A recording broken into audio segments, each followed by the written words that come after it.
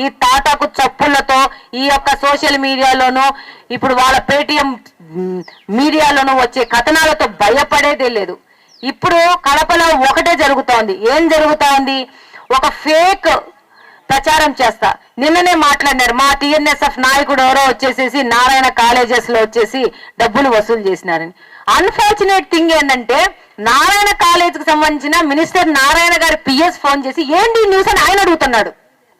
తమాషా ఏంటంటే నారాయణ కాలేజ్ వాళ్ళకే తెలీదు వాళ్ళని బెదిరించిన విషయము, కానీ ఈ సాక్షి వాళ్ళకి తెలిసిపోయింది బెదిరించిన విషయము, వైసీపీ వాళ్ళకి తెలిసిపోయింది బెదిరించిన విషయము.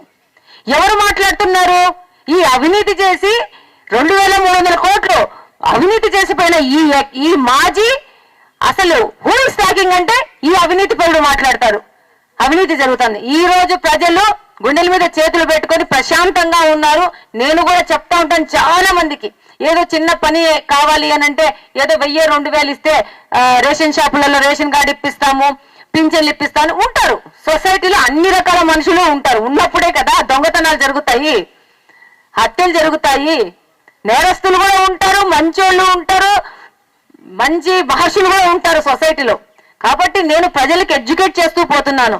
అమ్మా, ఇట్లాంటి మాటలు చెప్పే వాళ్ళకి ఎవరు మీరు నమ్మకండి. ఈ పిచ్చోడు మాట్లాడతాడు ఆమె చెప్తా ఉందని నేనే చెప్తున్నాను. బాయ్, సొసైటీలో చాలా మంది ఉన్నారు ఇట్లాంటి వాళ్ళు, మీరు తెలివిగా ఉండాలా.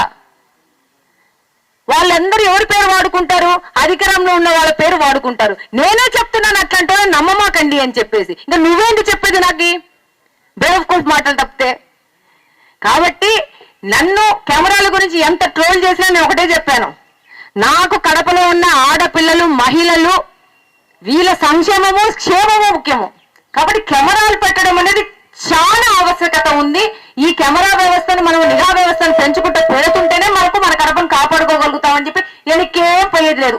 ఎవరు ఏ దాంట్లో మీడియాలో ఎంత పెద్ద బ్లాక్ లెటర్స్ లో రాసినా కూడా వెనక్కి ఒక్క అడుగు తీసేయలేదు, ముందుకు పోతాము. ఆ దమ్ము ధైర్యం ఉన్నోళ్ళం కాబట్టి ఏమన్నా మాట్లాడుకోండి.